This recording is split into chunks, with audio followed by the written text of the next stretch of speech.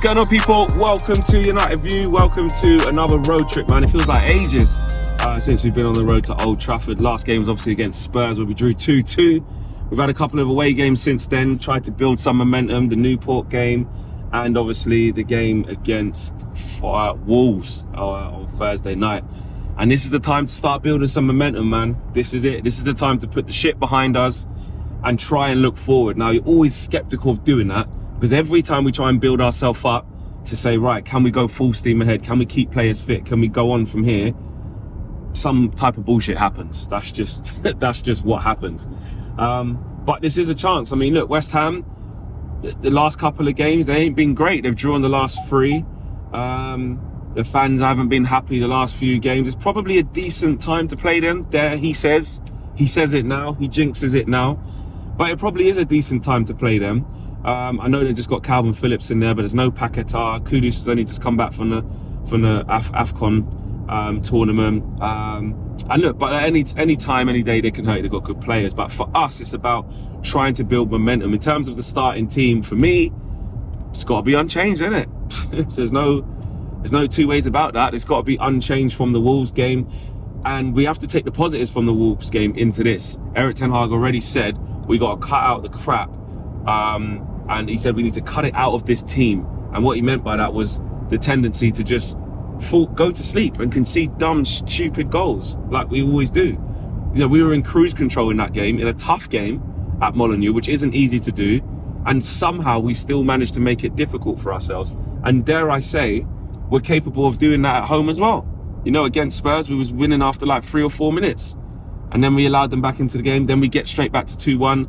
Then what do? Come straight out after half-time, take our eye off the ball. So hopefully, the fact that Casemiro is back in there, the fact that Martinez is back in there, they're looking more confident. You know, Hojlund scoring goals again. Well, I say again, he started to score goals, and hopefully that he stays on that trajectory. Rashford, just keep doing what he needs to build upon that one game against Wolves. Like, that's what we want to see from Rashford. Look sharp, make the easy decisions, get that relationship going with Luke Shaw. And this is a chance to move above West Ham into 6th, right? And also, we'll be then 6 points behind Spurs, who are, you know, in 4th. So, sorry, they're in 5th, but they're knocking on the door between them and Aston Villa. We need to get back in that mix. I've still thought that top 4 is beyond us, because I just don't trust us to put that run together. But in the games, when we're on our way to these games, I ain't going to be like, oh, what's the point? We're going to lose anyway. I'm cautious because I know what we're capable of at any moment.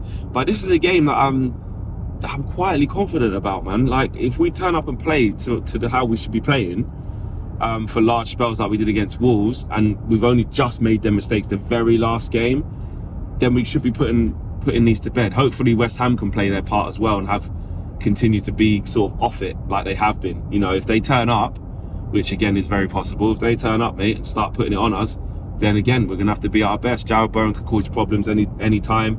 We know what Kudus is on.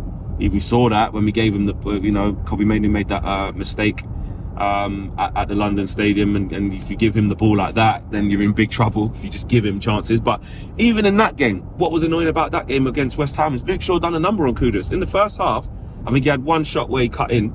Other than that, he didn't do anything.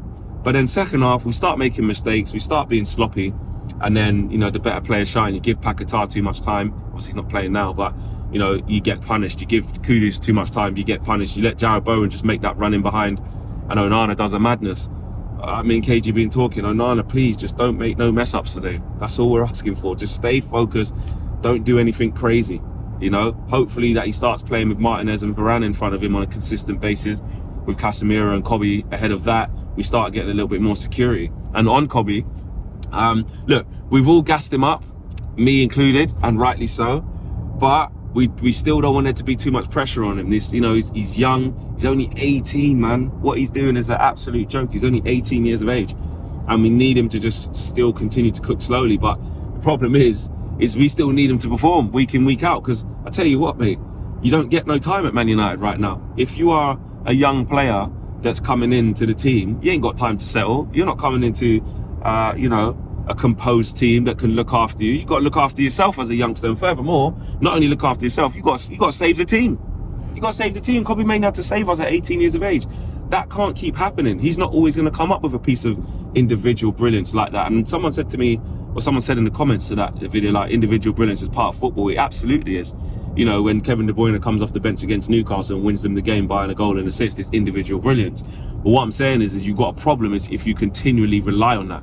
Man City and Liverpool don't win games more often by individual brilliance. They win games more often by doing the right things, playing in the right way, and having a system that allows them to keep creating chances and do the right things. Repetition. Do you know what I mean? Darwin Núñez can't hit a barn door, but how does he always get chances? Because they know how they play and they keep giving him chances and they stick to the principles and the philosophy. We don't have that. Do you know what I mean? In periods we have that. In, you know, the first half against Wolves we had that, our best 45 minutes of the season, and then what happens? It was quickly followed by one of our worst 45 minutes of the season. So that is Man United. We saw the good, bad and ugly in one game, and we're always capable of seeing the good, bad and ugly in one game, and that's why we don't take anything lightly. But yes, Kobbie Mainoo, Bruno and Casemiro, you surely can't change the team after that. Same back four. Diogo Dalot's starting to cook. I've been really impressed with how he's performing right now. Garnacho played well against Wolves, didn't play well against Newport, but played really well against Wolves. Hopefully he can build on that. I just like the way they just keep trying to find Hojlund. Yeah, Hojlund. Keep finding him. Just keep trying to find him. Keep trying to pass to him. Keep supplying him. You know what I mean? Keep supplying Hojlund. That's all we got to do. The kid will score. He says it, like he said in the interview. If I'm in the position and it's on the plate and I don't score, bollock me all you want. But if you're not giving me the ball, you're not supplying me, you're not crossing it to me, you're not trying to find me, you're not giving me a supply line, then I'm going to go mad at you. And I'm within my rights to do that. Because at the end of the day, I'm here to score goals. And the type of striker that I am is I'm always going to be in and around the box. Yes, he drops deep to link up the play, I don't mind that. But after he does that, what does he do? Intense runs. Bang, get to the goal. What does he do if the ball gets to the byline? He's making that run across the defender like he did with Michael Dawson. He did it, Craig Dawson. He did it at the Emirates where he nearly scored after coming on the pitch as well, when he ran across, Marcus Rashford crossed it to him and he ran across Gabriel and got a chance that led to a corner. So he makes that run a lot. Do you know what I mean? There's no hiding that. And Marcus Rashford needs to keep finding him. I liked what he did with the overlap with Luke Shaw. Don't get your head down and start running into blind alleys and trying to take people on. Wait for the overlap. Just wait for the overlap. That's all you got to do. So yeah, it's there for us. But this, you know, and lastly, the results went our way. Newcastle drew 4-4 with Luton. Who would have expected that? Tottenham dropped points. They should have won the game, but they conceded late on against Everton. So there's 2 points dropped there. And West Ham drew against Bournemouth last time out, and we capitalised. And now we're actually playing them. That's 3 teams around us. Yes, Brighton won, which is another reason why we've got to keep pace. That's 3 teams there that we can, with 2 teams we can leapfrog in Brighton and West Ham, and 1 team in Spurs who can be on their tails. 6 points, yes, but this is the chance. So yes, smash a like on this video, subscribe to the channel if you are new, tune into the match view. That's going to be good fun. Owen and KG, make sure you tune into that as well, and then the full-time view straight after that as well, and I'll have reaction from Old Trafford for you guys as well. See you after the game. Take care. Peace.